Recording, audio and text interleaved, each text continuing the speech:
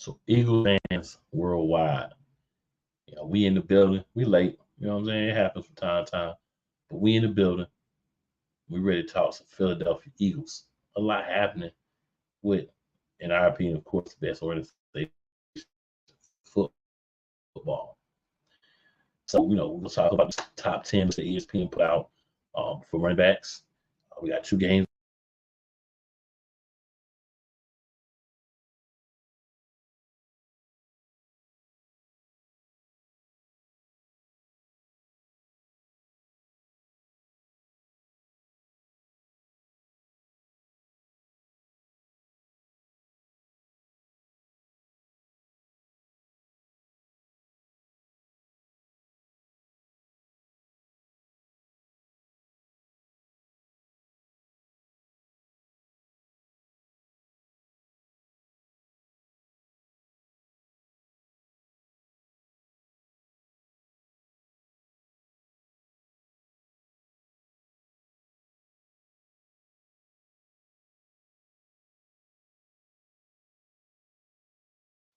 A little technical difficulty there, but we back. It's all good. Things happen. Live is live. Um, Whole bunch of Eagle stuff. News, notes, rumors. We're bringing some good talk tonight. So I am joined by the diva. Yeah, I was asking about it this last week. She here now. So hopefully y'all listening, cause this what y'all were asking for. What up, fam? My bad, y'all. Life been lifing and been working in school. I'm sorry, y'all, but I'm back. I'm here. Let's talk some Eagles football. Let's get it. You already know. We always start off, with our news and notes for the Philadelphia Eagles. So Diva, any news and notes that you got for the squad? Not that I have seen come across my path. When I have been able to pay a little attention, I ain't seen nothing lately. I know we looking at a few people, possibly to still bring on. But I can't tell you them names. But I just remember seeing it. So yeah. Definitely. Um, so a couple things for me. We got a lot of we're gonna be doing some previews for that right before training camp start. A lot of position previews. We were doing them week to week, but I wanted to really take like an episode and just talk about all the positions, position battles, and all that stuff. So we're gonna get into that. But just know there's a lot of people that are vying for positions to start or be like that main backup Right. from what we have as of now. Now, of course, more additions are coming. I believe through free agency, maybe a trade. We'll see how things play out. But I do believe there's more coming. The big thing with the Eagles is just be there. Have your popcorn ready for training camp. Because this is gonna be one that sees a lot of battles, offensive, defensive line. Um, Hopefully at backup running back, third wide receiver, edge rushers, like the rotations for that, safety. It's gonna be another one's gonna be a little bit of a battle, cornerback, right? It's a lot of positions gonna be battles for who's gonna get it. So we have, like I said, we talked about some of them before, but we're gonna swing back around. We're just gonna go through them the week before training camp started, right when training camp starts, and really dig into them. And we're gonna get almost a whole episode of just that. You know what I'm saying? So stay on the watch out. It's coming. It's coming fast because we don't got long. Nah. We don't got long. Nah. Preseason start what, August? So yeah, I mean we really don't got Yeah, long. we don't got long. We don't got long. But I'm Thank God. excited. Getting back to that point. I love Yes, man. basketball, but ain't nothing like Ain't nothing like football. football. Ain't nothing like a Sunday and a Monday. You see what I'm talking Yeah, about? even a Saturday and a Thursday. Yeah. And now we got a You know, Friday. yeah, I don't have nothing to say about that because my mom always say if you don't have nothing nice to say, don't say nothing. I got nothing to say about that Friday game where gangs got green and all this crazy stuff. That's another story, for another time. But I do believe there's some other moves coming. There's some rumors, like you said, out there. I'm really not going to touch on anyone specifically Right. until we know for sure what's what. But we don't ride like that around the scene. So in the building, we got Philly. What's going on? What's Appreciate you going on, tapping Philly, in. Philly? You know what I'm saying? Um, it's crazy. Everything's crazy. Everything's crazy.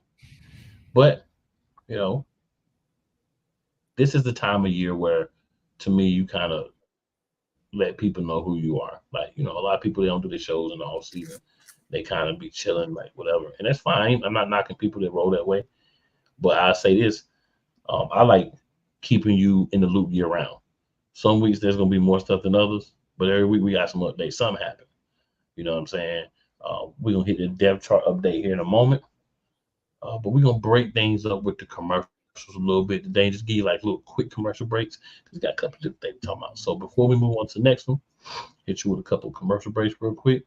We'll come back and we're gonna start digging into the updated depth chart as of now.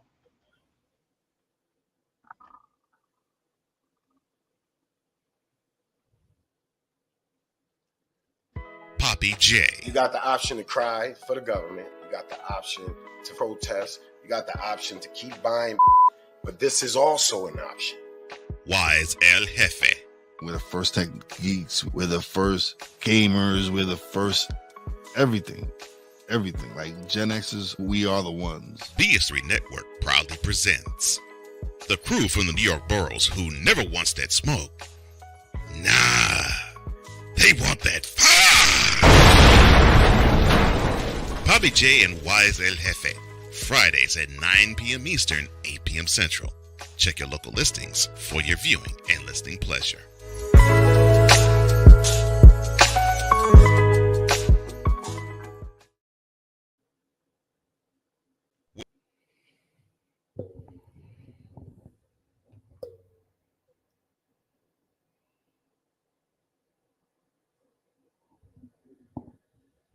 So Whether it's the men's college game, the way that this season has been going, yeah, anything is possible. the women's college game, And how passionate Angel Reese was at that press conference, they got their mojo now. the WNBA, AJ Williams stood 1-2, followed by Brittany Griner, Aaliyah Boston, Jackie Young, or the NBA. The Lakers had a 0.8 chance of winning. And then what happened in the fourth quarter?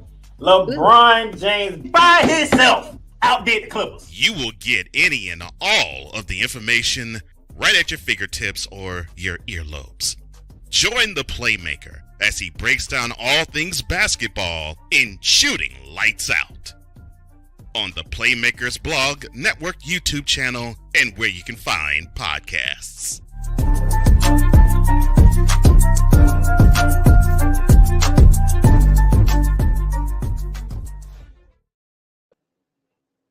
All right, now we are back, y'all. Technical difficulties.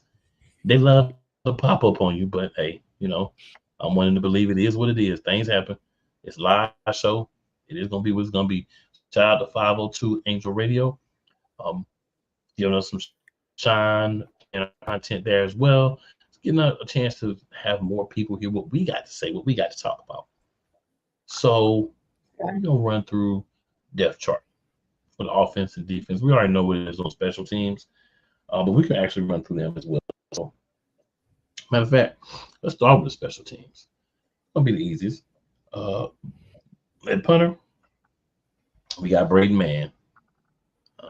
Nothing else to really be said about that. Kicker, we got Jake Elliott. Long snapper, Rick Lovato.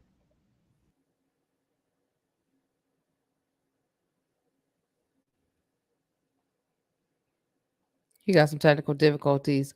Kick return, we have Isaiah Rogers and Will Shipley. Punt returners, we have Brenton Covey and Dejon Cooper. So since we ran through the special teams, let's start with the offense. QBs, you got Jalen Hurts. Number 2, you got Kenny Pickett. Number 3, you have Tanner McKee.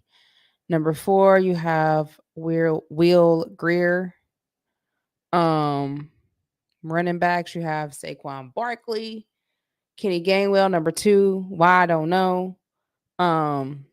Will Shipley, number 3. Kendall Milton, number 4. And Tyron Davis Price, number 5. Wide receivers, you have AJ Brown, Johnny Wilson, Joseph Nagata, John Ross, Devontae Smith, Paris Campbell, Austin Wilkins Jr., Shaquan Davis, Brenton Covey, which I don't know why he's still under wide receiver, Anaya Smith, Jacob Harris. Tight end position, you have Dallas Goddard, you have CJ Azuma, you have Grant Calcaterra, and you have Albert O, and then McCastles has just been updated. Left tackle, you have Jordan Mailata, Makai Becton, Anonym DeWonk. I don't know if I said that right. Left guard, you have Landon Dickerson, Brett Toth, and Galaba Adazi. Center, you have Cam Jurgens, Matt Hennessy, Dalen McHannon, and Jason Poe. And right guard, you have Tyler Steen and Trevor Keegan. Oh, you back? I didn't even know you was back. Yes, Um, ma'am. all right, so I'll finish the offense, then you can do the defense. Right tackle, you have Lane Johnson, Fred Johnson, LaRaven Clark, and Darian Kennard. All right, my brother, you could do the defense. Well, if you notice on the offense, a couple of things to point out before we move to the defense. Paris Campbell, right now, is your third wide receiver. Mm-hmm. You look on that second line, of course, you got Johnny Wilson, Joseph Nagata, and Anaya Smith. Mm-hmm. So I feel like maximum we're going to carry is 6 receivers. Right, of course. So your battle's going to be who's going to be their receiver to me behind Devontae Smith on the right side. When we're looking at the list, you got in my list, I think me and Diva may have 2 different lists. My list, I didn't hear all the offense, but my list, Johnny Wilson, the big body guy who can catch the ball, has some work to do, but I think will be a great understudy for a guy like AJ Brown. I like him there. I like Anaya Smith too. It looks like him and Paris Campbell may be competing for that number 3 slot. Truthfully, with his speed, body type, and the way he played, if he doesn't get that slot spot, I would rather him be the backup for Devontae Smith, and we get another guy, whether that's John Ross, if he can force his way up the chart over Nagata, maybe Jacob Harris. I wouldn't mind Nagata if he's developed, because the whole thing last year was he was on the roster, he was on, he got a chance to play with the scout team, right? Right. So it gave him an opportunity to learn the offense, learn how to be in the league, and maybe slide up into this spot. But it's noticeable to me. You got the 2 rookies and then the guy in Nagata that did a lot as far as learning and developing last year, even though it was just on the practice squad. So right now, that's your top, 6 receivers. And these things, of course, are subject to change. They're always subject to change. Like some of the people are in different positions. It's all subject to change, but it gives you a good idea of what we're going to be doing or what we hope to do this year. On the defensive side, did you have any thoughts, Diva, before we move on about the offense? Anything you wanted to get off your chest? How do you feel about us? So on my list, I only got 2 right guards. How do you feel about that? I got Tyler Steen and Trevor Keegan. So on our last at right guard is Tyler Steen, Matt Hennessy, and then Matt Sharpie, and then Jason Pope. So what I think is happening is, as we're getting through camp, depending on which list was updated first, I think we're seeing these versatile guys be put in certain positions, right? So Steen is still the number 1. But when you put Matt Hennessy behind him, you're telling me that Steen will have to earn that job. Right. See, on my list, I got Matt Hennessy under center. behind Because Cam. the thing is, Matt Hennessy can play any position on the field, Right. on that line. Matt Hennessy can play anywhere on the line. Which So is if you're good. telling me that you're looking at a position and you're putting Matt Hennessy possibly there, right? Mm-hmm. You're telling me that that's going to be a battle for Kemp.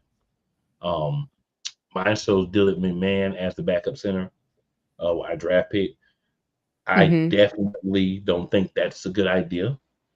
I think he needs a year or two in Stout University before you can go putting him as a backup. Because, I mean, what do we always say about backups? You're one play away from being a starter. And if something were to happen, heaven forbid, but something were to happen to Cam Jurgens.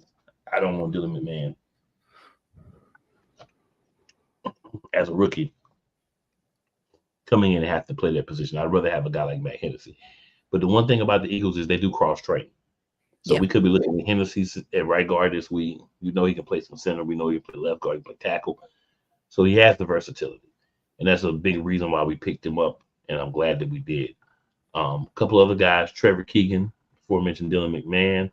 I like them. Mekhi Becton at one point was thought to be the guy that would be challenging Tyler Steen, which could still happen because, again, these lists, we talk about the list in the offseason, but the big thing for me about this is it could change tomorrow.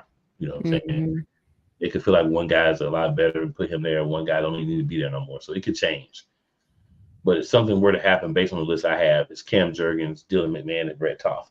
I'd rather have Brett Toth step in at center than Dylan McMahon in the early part of the season. I'd really rather have Matt Hennessy over either one of them because I feel comfortable in his experience and his ability to learn the offense. But we'll see how it plays out. Yeah, I don't even see Brett Toff. Well, they got him at left guard behind Landon Dickerson. Yes, I got him at so that Trevor Keegan at left guard behind Landon Dickerson, and then Darian Kennard behind him. That's why I say our lists are a little different of the backups and stuff. But the important part is the guys out front, because we know if Cam Jurgens gets hurt, unless somebody comes to camp and snaps, it's going to be Matt Hennessy getting the snaps in center. You know what I'm saying? Basically. Yeah. Dickerson gets hurt, Johnson gets hurt, Steen doesn't show up enough, and they feel like he may need some time. The Hennessy, I think, is going to be that kind of six man, so to speak, for the offensive line. Right, So he's going to play multiple positions. Yeah, wherever you want to put him, I'm cool because he's versatile. Right. But he needs to be in that backup situation for a lot of these positions, for sure. And that'll be his value to the team this year. All right, so on defensive end, we got Milton Williams. Behind him, we got Moro Ojomo and then Gabe Hall. That's what mine has. And nose tackle, Jordan Davis. Behind him, PJ Mustipher. A defensive tackle, Jalen Carter, Marlon Tupeluto, and then Thomas Booker the fourth. I think Booker's a guy who could probably play nose tackle and defensive tackle. That's kind of why he's probably back on that third line. And Davis and Carter could switch up too. So there's a lot of guys that, can kind of play that tackle with that nose guard. I'm going to go with the left outside linebackers, and then we'll stop and talk about it, because I feel like their primary function is going to be attacking off the edge. I think one or the other is going to attack off the edge for a lot of the passing plays. But what we did was we got guys who cost a little bit less and guys who can cover something too, because you have to be able to cover in a 3-4, even if you're going to kind of do a hybrid 3-4, which it sounds like what we're going to do is basically use these guys as edges. So at left outside linebacker, we have Bryce Huff as a starter. Behind him, BG going into that last year campaign, and then Jalix Hunt behind him. Keep it in mind, even if Hunt's the third, this is BG's last year. So Jalix Hunt, my suggestion to you, my dude, if Brandon Graham sneeze, you be close enough to almost smell the sneeze. You know what I'm saying? You soak up everything you can from a future Hall of Fame player. You learn all you need to learn, and you get as good as you can get, because the expectation as of right now, because we don't know what's going to happen in the draft, we don't know what's going to happen in free agency, is you're going to be expected to play a bigger role next year. And this gives you at least a year to learn. Behind Hunks on my list is Julian Akwara. So that's your left outside linebackers. And on the right, got Josh Sweat. Right now, Nolan Smith Jr. has moved up to number 2. Patrick Johnson is 3rd. And then Teron Jackson is 4th. And Terrell Lewis is 5th. So, defensive line. We know that this is a really good group. It's rated very high, but we're depending on young talent and unproven talent. Milton Williams is unproven in a 3-4. So is Jordan Davis and Jalen Carter. Behind him, Moro Jones, the guy that's, he just got there with Jalen Carter 2 years ago. So he's not, he hasn't really proven yet. PJ Mustipher, I think it's a good pickup from New Orleans. Marlon Tupeluto, he's got a couple of years. He's learned the system. You know how sometimes you have those guys, they just get a little bit better every year to get a little bit more confidence. A couple of years down the road, start replaying well. That's what it looks like we're hoping for Tupeluto in this scene as well. Any thoughts for you on the defensive line? No, I mean, it's pretty solid. We have our main, and then we have the ones that we think, but of course, that could change once training camp really starts and we see who's putting in more work. So we'll see how the backups go and where they got them. Agreed. Now at linebacker / edge, because I'm gonna just call it both. We're taking some chances. Bryce Huff and Josh are guys who've never played this role before. They've been edges in like 4-3s for the most part. I do feel like they have the skill set to do it, but I'm just simply saying it's not something that they've had or been required to do before. So when you're doing something that you haven't necessarily been required to do before, sometimes there's a learning curve. So I hope everything works out well. I know no cover to an extent. I've seen them do it in plays. I've watched tape. Because one thing about me, you're going to bring somebody on my team, I need to know who they is. Right. Coach or player. Then behind them on the second line, you got BG and right now Nolan Smith. What I like about that is you're telling me we're going to get the young boy in the game. You know what I'm saying? He ain't going to be sitting on the bench. He done went and got super buffed to play. So, he just need the opportunity. So let's give him the opportunity. I like that. And then if he doesn't perform, of course, you take the opportunity, you give it to somebody else. Hopefully we don't have to worry about it. Hopefully last year was his learning experience and he's going to be ready to go. Right? Because if he's not, there's Patrick Johnson, Taron Jackson, and Terrell Lewis. Either one of these 3 cats is looking like if Nolan Smith falter, I'm trying to get his spot. Because if you're the backup in this defense, you're going to get playing time. Facts. Then we talked about Hunt a few minutes ago. He's a guy who's going to learn this year. Him and Akwara, because Akwara's pretty good to me. He's not a great player, but he's a great piece to have. So we'll see what happens on how many people they decide to keep at linebacker / edge, outside linebacker / edge.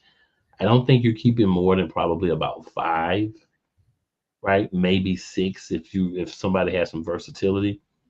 But we'll see how that plays out. But I definitely want to kind of put them more with the line because I understand they will be dropping back in coverage some, but a lot of it's going to be one or both coming off the edges at different times. Based on what I've seen so far and read so far about how this new this new defense is going to be. And they're working. Oh, they working. They working. When you got one of these old school DCs working, you're not sitting around chilling. You're working, right? They do gassers in the middle of practice, not at the end of the game, the middle of practice. Then they have to still get back out and finish practice. That's how you get people in shape. He is not playing. That's what you want, though. I mean, that's how you want your defense to run. You know what I'm saying? Then we got your Will and your Mike linebackers, which are your inside linebackers. So right now your starters are Will linebacker Zach Bond, his backup N'Kobe Dean, the third stringer is Jeremiah Trotter Jr. And middle linebacker, which is your other inside linebacker position, you got Devin White starting right now. Oren Burks is his backup. Then Ben Van Summerin's third, and Brandon Smith is that fourth. You're not going to make it if you stay on that 4 line. Van Summerin or Burks, one of you guys may not make it as well. It could be a situation where both you don't make it, and Jeremiah Trotter Jr. ends up playing some Mike linebacker. So we'll see how progression and stuff goes, but it's going to be interesting. What do you got on the linebackers, the inside linebackers? So I got basically what you got. Besides, they got Ben Van Sumeren behind Burks, and Brandon Smith is behind Jeremiah Trotter. But all the rest of it is an exact word for what you got. All right, and then the safety and corner, we'll go ahead and put them together because it's all really a defensive backfield. So at right outside, at left cornerback, excuse me, we got, of course, Darius Slay. Backing him up, I've got Keely Ringo. Behind him, Eli Ricks. And then fourth string, which should be you off the team, is Josh Jobe. Joby Jobe, whatever you want to call him. At right cornerback, Isaiah Rogers is the starter. Quinyon Mitchell is the backup. James Bradbury is listed as the third string. Zach McPherson is fourth. And Perry Nickerson is the fifth stringer. Nickelback, got Avonte Maddox as the starter. Cooper DeJean as the backup. Tyler Hall is third string. Mario Goodrich is fourth. And then Sean Stevens, who is also a rookie, at fifth. Safety, strong safety, Chauncey Gardner-Johnson. Behind him, Sidney Brown. Behind him, Andre Sam. Free safety, Reed Blankenship, Mekhi Gardner, and then Tristan McCollum. Any thoughts on that group of linebackers, the group of cornerbacks? Safeties and cornerbacks. I can't remember why I can't get this. Sorry, bro. Got you. Yeah, I mean, I like the lineup besides Bradbury and Josh Jobe. Darius Slay, I know he's the starter, but we'll see how long he be starter. I mean, because D Slay old. I mean, my boy old, and I can see an injury coming for him. Maddox, y'all know how I feel about Maddox. He ain't never healthy, so Cooper DeJean will probably be playing majority of that position. Or either Zach McPherson or Tyler Hall. But yeah, I mean, I like the lineup besides the ones I just named. And we don't know if Sidney Brown gonna be ready, because I know they were saying they don't know if he's actually gonna be ready to play. I don't know if it's the season or if it's just the first half or it's the first couple of games, but they're still unsure when he'll be ready. So somebody gonna have to step up in that spot. Well, GJ play a lot if he ain't hurt. No, yeah, but he'd be hurt too. So,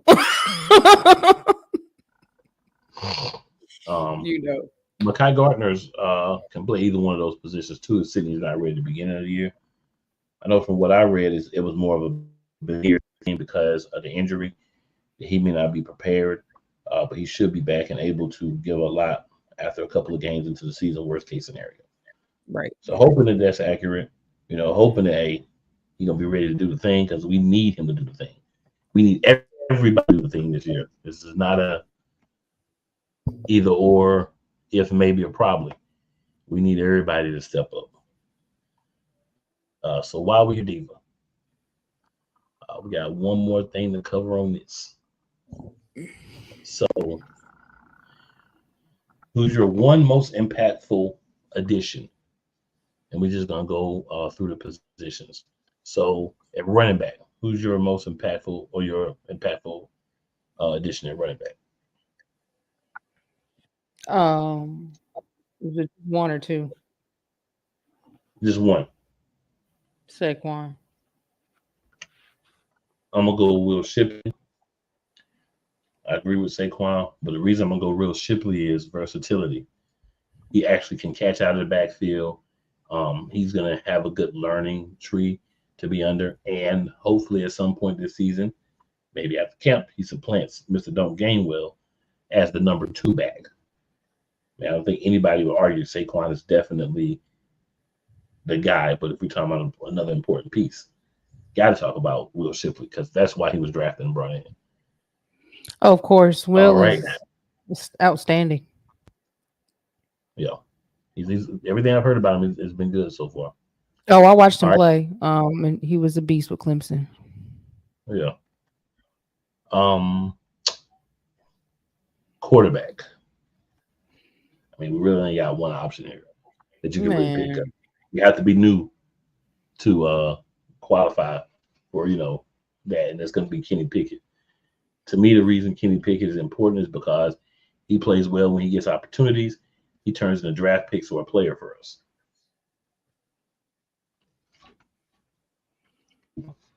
I see Kenny Pickett just something to flip down the line. yeah.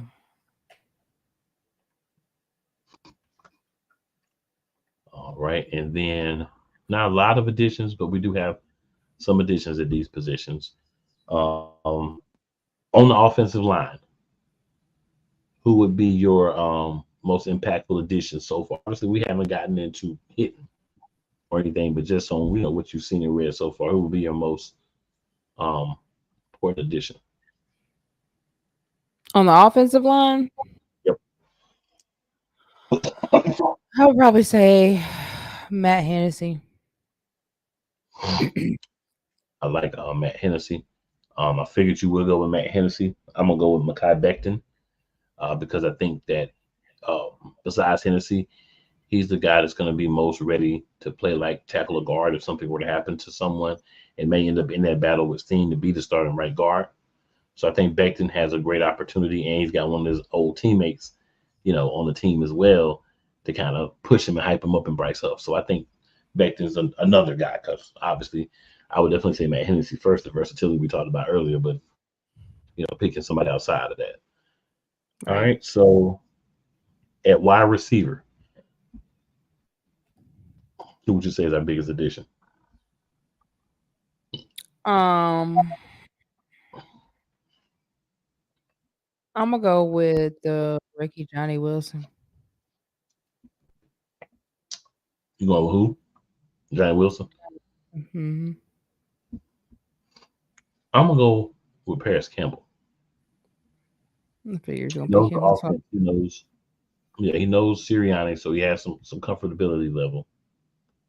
He really bad year last year, but he was with the Giants. How can a receiver have a good year with the Giants? I do like the rookies, but I think Campbell, the experience to me plays a part when I'm making mine. I'm taking experience as well, and he has some NFL experience, so I'm feeling like at least. I'm hoping maybe it's hoping, wishing, and praying, but whatever. That Paris Campbell is going to seize his third wide receiver role, or he just going to give it up to John Ross or somebody else. Like I don't want you to pick him and then every play you doing him like you did my man last year, because I should have got a lot more time last year. So if you're gonna do some mess like that, just go with somebody else. If you're really gonna give Paris a chance to be that third dude, or if he don't be the third, that fourth guy, I'm all for it. But really give him a chance. If you're not gonna really give him a chance, don't even put him in a position. That's how I feel about it. Facts. I was very perturbed about some of those actions last year.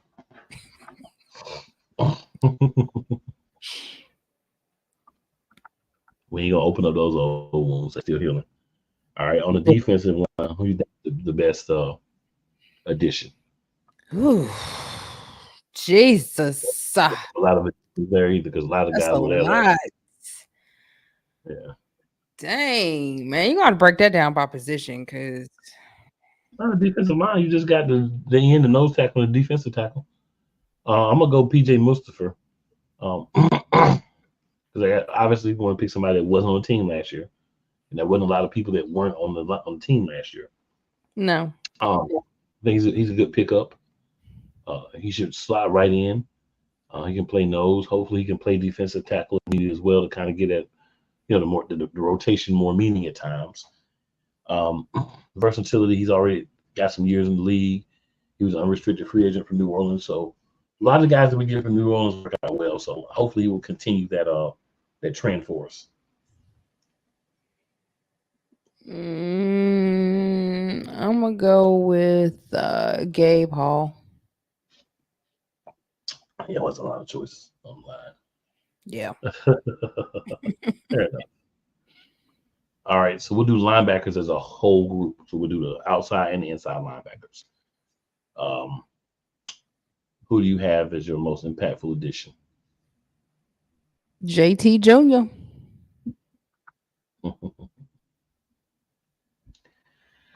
I'm gonna go Devin White. Yeah, I like Devin White though. Yeah, they talked a lot about Devin White. He's done a lot for the team. He's been there. He pretty much has that middle linebacker job, the Mike linebacker job. I mean, Devin White's a beast though, man. Yeah. Like Devin White's a beast. Point blank. Period. Yes, he is.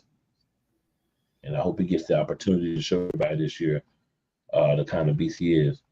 And he seems to really like the system too, and that's important to me because if you like the system that you're playing in, then you're gonna ball out. Which is point blank. Yep. Trot Junior too. Yeah. The question for him is going to be, what is his role going to be? When I look at a lot of our rookies, I just look at how we did last year, and I think, are you going to play him?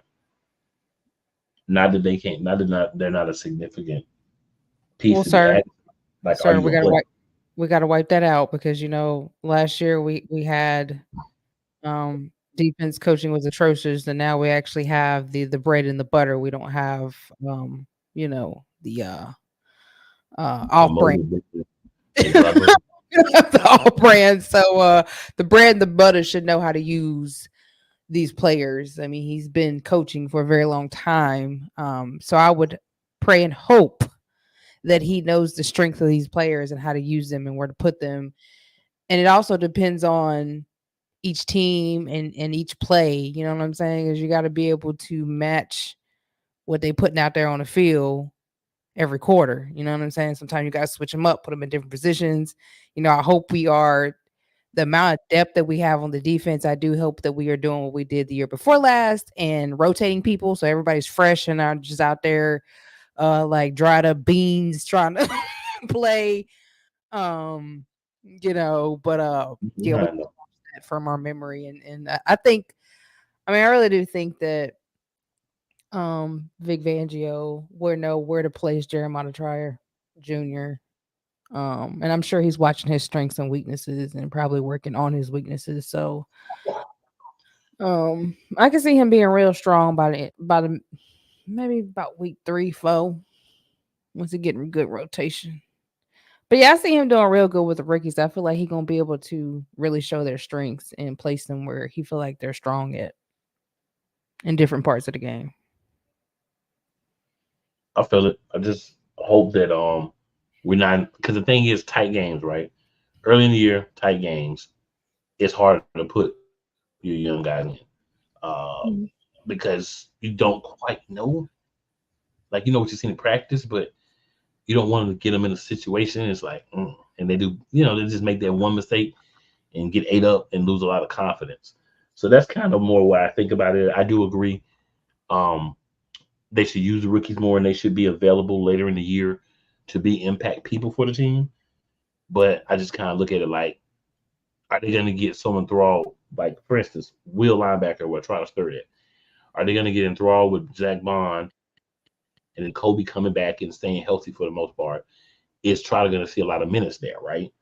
Or would he have to maybe play the Mike linebacker or something to get on the field this year? Or what would they do with him if that were the case?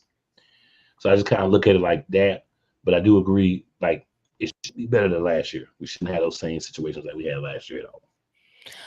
And see, that's why I say I think it goes back to what you're looking at on the field. Because if you're actually seeing what's on the field and what they're coming up with, I feel like Vic Fangio should know who to put in on those plays. You know what I'm saying? Like, of course, you don't want, if it's a tight game and you see the lineup, you're like, oh, well, they about to do A, B, C, and D, and you feel like Trotter is not strong there, or any of the other rookies. I would hope he wouldn't put them in to get burnt. You know what I'm saying? Like, I feel like it also comes with coaching and knowing what you see on the field when you looking at when they lining up. You see what I'm saying? That's what we didn't do, because a lot of them just, honey, we ain't had that since Jim Jones. It's been a minute, but yeah. A lot of sadness when you have to bring up last year. It's a lot of sadness for me. I mean, Not gonna try to say what it was for anybody else, but I can tell you for me, it was a lot of sadness. I think it traumatized us. We were traumatized. Yeah, a lot of sadness. So last one, or actually next to last one.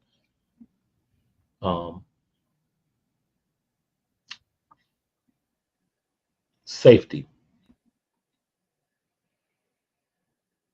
We'll probably be in cornerback because I don't think anybody. Well, no, we can do both. Safety. Yeah, for who's your most impactful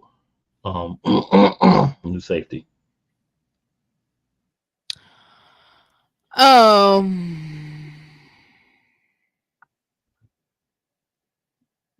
gonna go with Mekhi Gardner. I mean, because Chauncey's already been there, so it's like you already know how he gonna play. It's not like you're like, hey, let's, I don't know. It's just my opinion.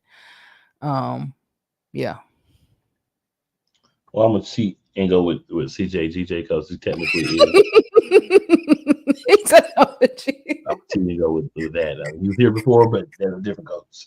So I think both of those guys are gonna have roles on this team, though. I think if we do keep a fifth safety right now, as it sits right now, I think Andre Sam has a slight edge to be that fifth safety. I do think I'll staying. I'm pretty confident Mekhi Gardner staying, CJ GJ, and Reed Blankenship.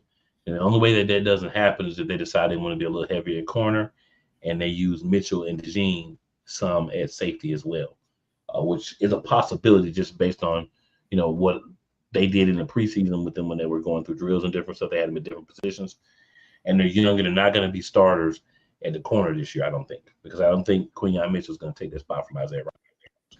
No, everything I hear Isaiah Rodgers looks like a monster. Quinyon Mitchell is everything he's built to be, but Isaiah Rodgers looks much better than they expected him to look. Listen, that boy got suspended for a year. He said, y'all thought I was gone."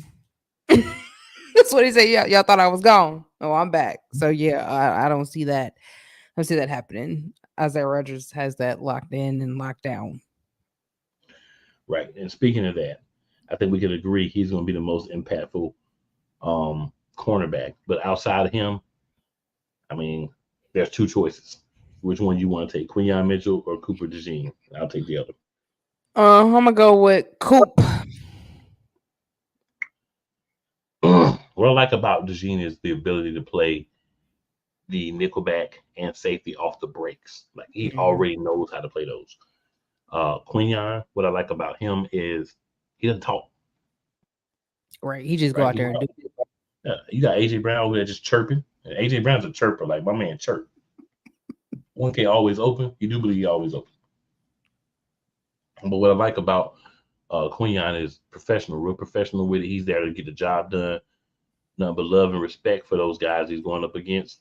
But at the same time, he will get you. He ain't gonna talk about it, but he will get you. And I do love to see that from a guy as well. So a lot of positives for me from Quinyon Mitchell.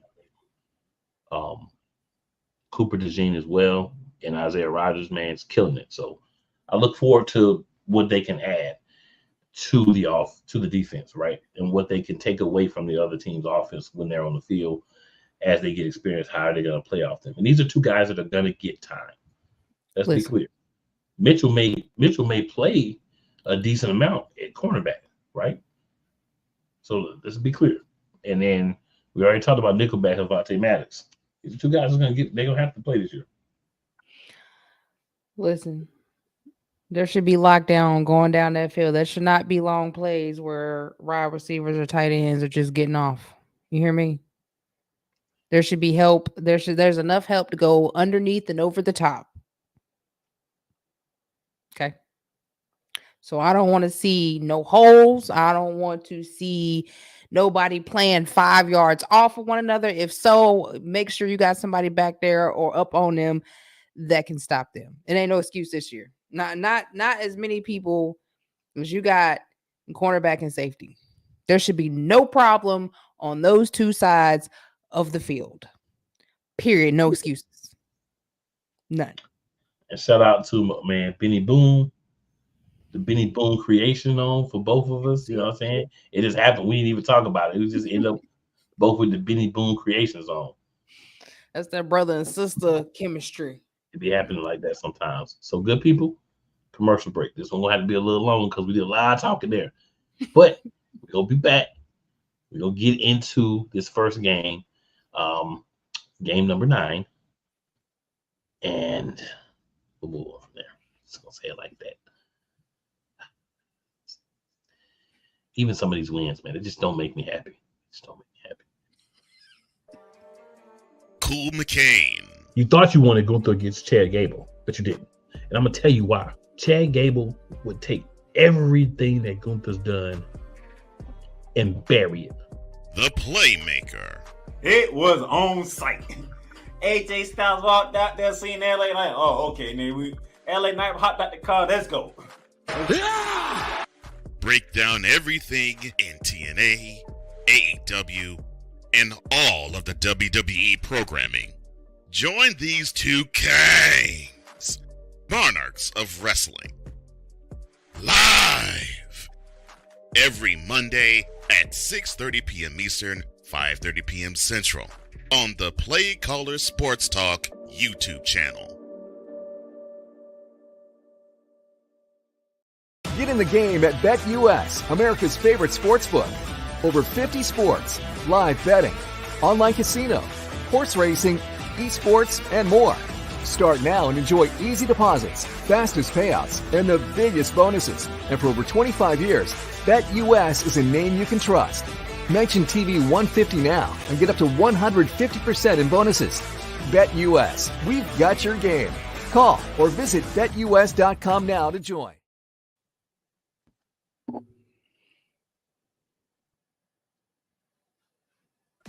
Drew Willingham.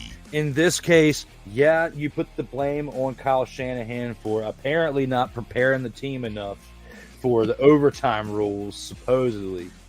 Cole Johnson. Peyton was considered the winner, and he was the darling of all darlings for Gerald. With a special appearance by Tyrone Alizé McDummy. Ain't nobody calling me. Text delete, delete, delete, delete, delete, delete. Join these two football enthusiasts as they give you total football talk. Live every Monday at 4 p.m. Eastern, 3 p.m. Central on the Sertoba Media and the Comey Media YouTube channels.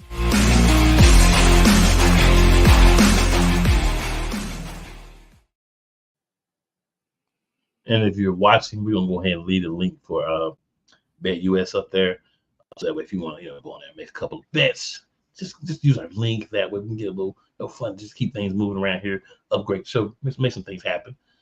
So we greatly appreciate that. Another way to support. And make sure you hit that like, subscribe, and share button. It's a free way to help the channel. Get us in that algorithm. You know what I'm talking about? Especially that share. Make sure you rock it with that share. 100. And that sub. That like. That's all important. Oh, and you can hit that notification bell so that way when we go live, you'll know. You ain't got to worry about it. YouTube will tell you.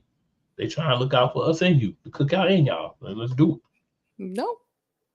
All right, Diva. So, talk about some games. I feel like going down memory lane, more trauma. Lord have mercy. Let's do it. Let's say right down memory lane. Dude, love traumatizes last year because we remember all this stuff. Hey, trying to read this stuff. Ain't my fault. It's on the team for how they played it. All right, so first game, November 5th. Philadelphia Eagles, Arlington football team / Dallas Cowboys. Nad booty tight. We won by 5.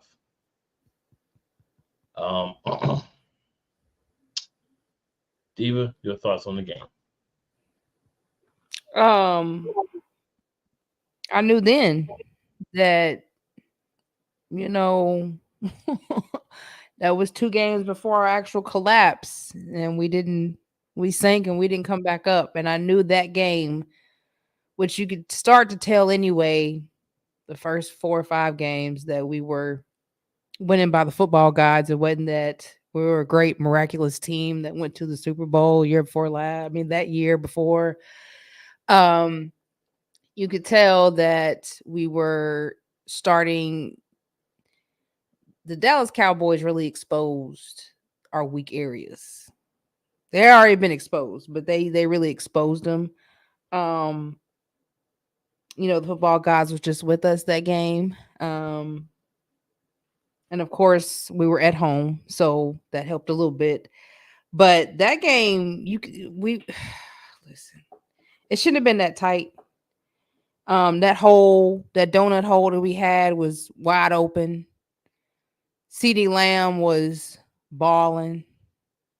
Couldn't really stop him. Ballberry was lost the whole game. Offense couldn't really stay on the field for the first half of the game. Jalen Hurts only had 202 yards. He was 17 for 23. And then you had Dakota Prescott. That was 29. He threw 44 times, which I'm surprised because normally Jalen is the overthrower here. He only made 29, but he had 374 yards and 3 touchdowns compared to Jalen Hurts, 17 for 23, 207, 2 touchdowns. Our running game was similar. Tony Pollard had 12 carries, 51 yards. Swift had 18 carries, 43 yards. Like I said, CB Lamb was balling. He had 11 catches, 191 yards. AJ Brown had where'd he go? AJ Brown he was close, but CB outballed AJ. 7 for 66, 1 touchdown. Yeah, Turpin played very well for them. Ferguson, Talbert had 49 yards. But CB Lamb was their top player, and we couldn't stop that one player, basically. Defense, they had Clark had 8 tackles, Bell had 6, Parsons had 5, Hooker had 3. Let's go look at the Eagles. Jalen Hurts had 10 carries for 36 yards, so he wasn't even too far behind DeAndre Swift. Rashard Penny actually played that game and had 2 carries and 8 yards. Smitty had 3 catches for 51 yards. Dallas Goedert had 3 catches for 50 yards. Olamide Zaccheaus had 2 catches. DeAndre Swift had 2 catches, 31 yards. Surprisingly, Ballberry had 6 tackles. Cunningham had 8. Kevin Byard had 5. Slay had 5. Blankenship had 4. Ricks had 3. Sweat had 2. Sidney had 2. Hassan had 2. N'Kobe Dean only had 1. Brandon Graham had 1. Carter had 1. Davis had 1, which that game, they was just tired. Like, they had been on the field majority of the game. So, like, that was just a bad game all around, period. Like, the whole game plan was just garbage. Just garbage, period. Not much to really add to that. We won, but I was not proud or happy or walking around with my chest out after that at all. In the building, Stu Vision says W. It's true. Barely W, but yeah. He does say another very good point. Coordinators were predictable AF at that point in the season. Yeah, it was especially on offense, man. It was a trophy, man. No type of adjustments or anything was happening, and it's not a way to be successful. If you look in long term, you can't win, and that's all that you're putting out there in the universe. So, disappointed. Yeah. Worried about the season being over. Quite possibly, even at this point, you could look at it and be like, are we really going to go anywhere unless something major changes? But you still got to have faith in your team. You are winning games, right? So it's kind of like a double-edged sword. It's like we already know the sword is coming, but right now it's still looking good. We was just kind of hoping that Nick will come to his senses and that somehow Brian Johnson would miraculously turn it around. But that didn't happen. It got weaker and weaker as the season went on. It kind of was like, that's bit ain't happening. No. I mean, it is what it is. Another quick commercial break here, y'all. Come back. We're going to talk about this top 10 running back list that was compiled by executives, scouts, coaches, and everything from the NFL. We're just going to talk about the top 10 real quick. If y'all have any thoughts on that, we're gonna give them to you, and then you can bring them to us. And then, of course, we got this last game to talk about. And after that, don't holler at us, we'll holler at y'all. Let's go.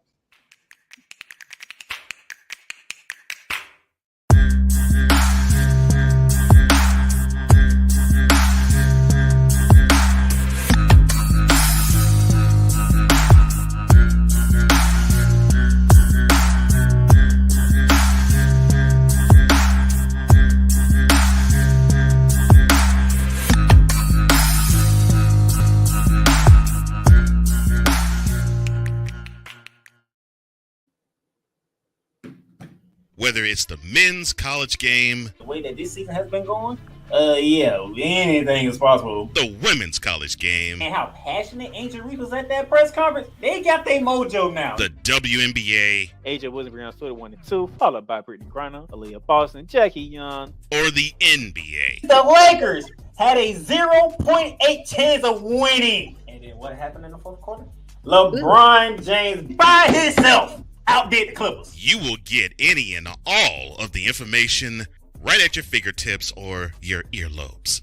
Join the playmaker as he breaks down all things basketball in Shooting Lights Out. On the play, join the transporter to Hades. Your butt and gut becomes one.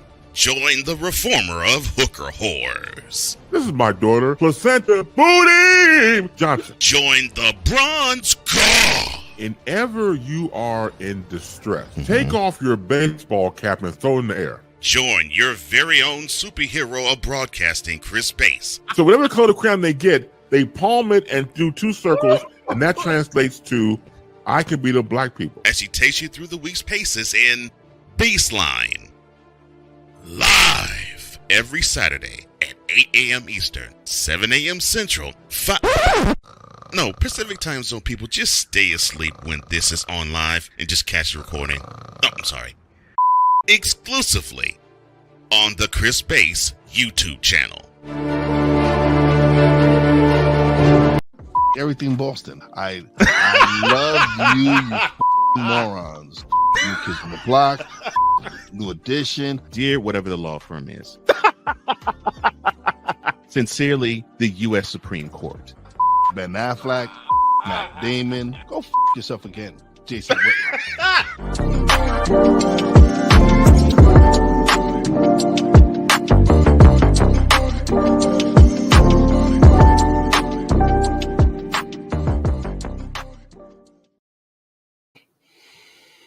All right, good people. So we're back. We're going to flip it up here.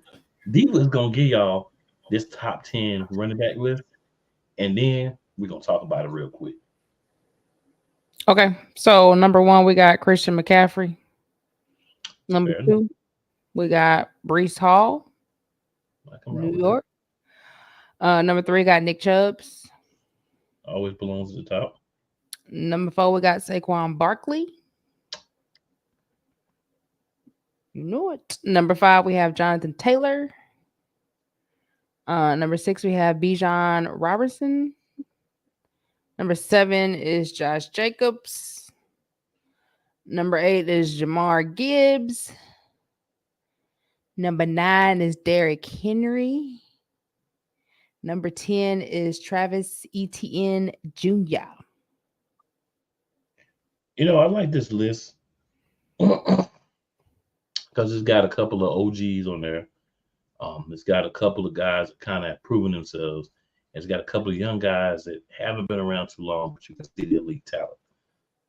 And I like the placement, honestly, too, because I was looking at this earlier. I like the placement because it has a lot of people in a reasonable position. Derrick Henry a little bit lower, the top 10, getting up there in 8 for running back. So you're going to have a little fallback in his game. But I think most people, I don't know how anybody else feels, but for me, most people are where they should be. And on top of that, it's a little motivation. Because if you're not Christian McCaffrey, I'm trying to take you out. Some people could look at Breece Hall at number 2, but how are you going to put Breece Hall at number 2? Aaron's not going to be hurt after the first 5 plays this year. So, well, we do have some honorable mentions. Aaron Jones, Kenneth Walker III, Isaiah Pacheco, James Cook, Alvin Kamara, Joe Mixon, and DeAndre Swift. But would you put any of those over any of the people on the list? I would say no.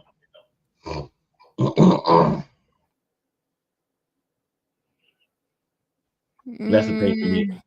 I'm fine with the list and placement on the list for everybody, to be honest. Yeah, but I think Pacheco should be up there. Because he might not have had start off the season good, but his past like 2-3 seasons, he's been a beast though. But you gotta really, to be fair though, if we're going into this season, we're looking at a lot of what you did last year, right? And they were down all over the place last year, just because they don't have the same caliber receivers. So you don't have the receivers, things look a little different in Kansas City. I definitely think I would put Pacheco in the next 5. But I'm gonna take it off the list to put him up there. Swift probably would have been higher. He probably would have been up there if the Eagles would have played him. Or if he was on a team that you feel comfortable about the offensive line. Mm-hmm. Because you gotta have the people to block for you. We don't know if that line is gonna be as good. We do know the only year. This is a fact. This is not hate. This is not an opinion. This is a fact. The only year that he had over 1,000 yards was last year with the Eagles since he's been in the league. He probably would have had more if we would have used him more. But he should have a lot more. But no.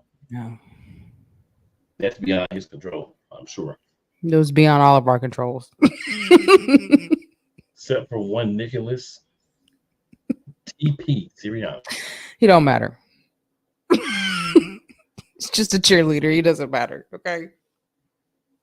Hopefully. We're hearing all that now, right? Everything sounds all good and there's peaches and cream. But once we get down to the mainstream, the season start, we're gonna see. We'll see how we're gonna see if he sticks by his word, so to speak. We gonna see. All right. So, Diva, any other thoughts about this top 10? Like I say, you could argue a few people if you really want to make an argument, but I feel like projecting going into this upcoming season, I feel like it's the right 10, and I feel like they got the right spots too, honestly. It's just a matter of, are they going to live up to the expectations? Somebody going to fly up this list and somebody going to fall. Yeah. I just hope number 4. As long as they number 4 falling, we good. Right. I don't really see Christian McCaffrey falling either, so unless he get hurt. And he showed been healthy since he's been over there. Yeah, and that's my thing. Like, I ain't necessarily hating, but I expected you to be hurt, bro. Like, at least miss a game or two. Like, you know what I'm saying? Like, he did last year, but it was like middle of the season, whatever. Like, he really's been pretty durable since he's been there. Mm-hmm. I don't know what it was about Carolina, but he's been real durable for San Francisco. I ain't even gonna get started on that. I'm not gonna pull myself into that this week. I'm not doing it. One of these weeks we're gonna talk about different teams and stuff, but it ain't gonna be tonight. All right, go.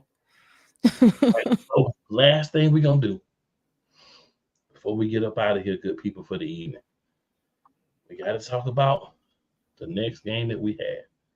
After we had that, go through these raggedy games. After we had that clunker against the Arlington football team on the 20th, 2 days before my birthday, I got a birthday present, air quotes. Eagles 21, Kansas City Chiefs 17. So here's my thing about this game, y'all. First quarter, 7-7. Second quarter, we don't score. KC scores 10. Third and fourth quarter, they don't score. We score 7 each and win 21-17. Had to come back. You honestly, defensively, you couldn't have done much better against Kansas City and the referees because you ain't just beating Kansas City, you've been Kansas City and the referees. So I feel like with that being said and that being the case and the truth, it was overall a pretty solid game. I don't like Hurts with no passing touchdowns and interceptions in games. I don't like 14 of 22, 150 yards from my starting quarterback either. We did lean a little heavily on the run. Unfortunately, we didn't care that our quarterback was hurt. We still ran him as many times as we ran our running back. Scott got 2 carries. Gainwell got 1. Hurts scored 2 of the 3 touchdowns we got. Swift scored the other one. 12 for 76 for Swift, 12 for 29 for Hurts. And we know of that 12, probably 8 of them were brotherly shoves. I'm just going to go ahead and break down brotherly shove. That's what they call it now. No touchdowns through there. Kevin Byard did get an interception off of old Patty Mayo. He also had 8 tackles, really all tacklers. A couple other things, of course, I'll leave for Diva to talk about here, but I just want to kind of talk about the patheticness of our offense, to be 100% honest. I mean, Smith had 6 for 99. AJ had 1 for 8. I don't know a defense in the mother freaking NFL that can hold at least 1 C, in my opinion, wide receiver to 1 reception for 8 yards. So things had to change from game to game. Like, my thing is, AJ is one of the best receivers in the league. You know what I'm saying? You're going to have games where it's not as good, but not as good to me is like 6-7 for 69. You know what I'm saying? Maybe you don't get a touchdown.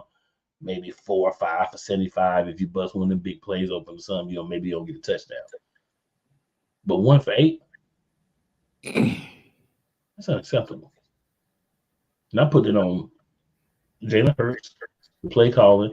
I'm putting a little bit on AJ too, because you got to go out there and say, look, man, I'm beating him on this route. Fake it out. Let me take the step in, or fake it in. Let me take the step out. I got to beat. I make it happen. Those are the things that they didn't do last year. But a big part of that too is who the coach, the de facto OC and the actual OC were too. So I just don't like seeing games where our best wide receiver get 1 catch for 8 yards. I'm like, what the flip is this? Your thoughts, Diva? There's not really got nothing to say besides that's what we should have done year 4 last to win the Super Bowl that we didn't do. Because, defense just didn't have a play at all. But somehow, some way this year, last season as of now, they made plays. That's how it was supposed to end. That's how it was supposed to. So that was technically our Super Bowl. And we had 1 more game. And after that, it was just no more coming back up. We drowned and never came back up. So yeah, those 2 were probably our 2 Super Bowls, but definitely beating Kansas City because yeah, the things we did on the defense is what we were supposed to do year 4 last and didn't do it. And we did it last season, but it still meant nothing at the end of the day. So it was flip-flop because, we lost the Super Bowl to the Chiefs, but beat San Fran. And then we beat the Chiefs, but then lost to San Fran. Like, it was, I don't know. You know what? I don't like being re-traumatized. I'm sorry that my brother takes y'all through these traumatizing games. I'm sorry, y'all. Okay. You're on mute, bro.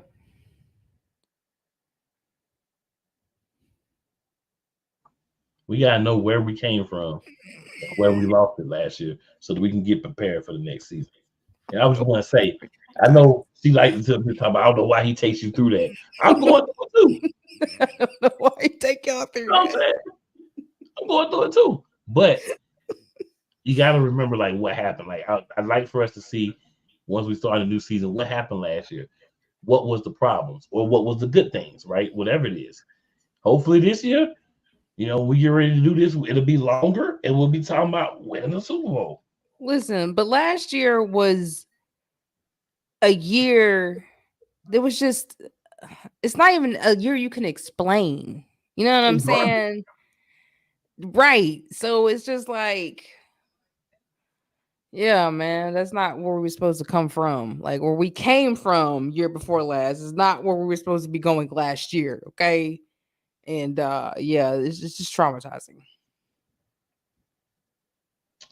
I agree. Get ready the next couple of weeks, y'all. Have your tough skin. Y'all know how it is. Y'all understand. It wasn't pretty. I'm not gonna sit here and try to act like it was pretty. But what I will tell you is this. Remember the Alamo. No, I'm saying. Just remember how bad it was, because it's gonna be better this coming season. I feel like we've done the things to make it better. So hopefully we'll be. Even before we get out of here, any last thoughts? No, man, y'all stay up, stay healthy, stay well, stay safe out here. Until next week, fly Eagles fly, #be elite. Y'all already know. Make sure you tell 4 people that like you and 4 people who may not like you, because they all should like your peoples. So tune in right here, Eagles Elite Podcast, every Wednesday, 8:30 p.m. EST. With that being said, always remember, it is never where you start. It's always where you finish. Yep. And that's what made last season suck so doggone bad. We didn't even play the intro, y'all. But we don't play the outro for you. You get a little bit of that wonderful, fantastical music. I tried to play the intro, but we ain't gonna talk about it. But wow. Yeah.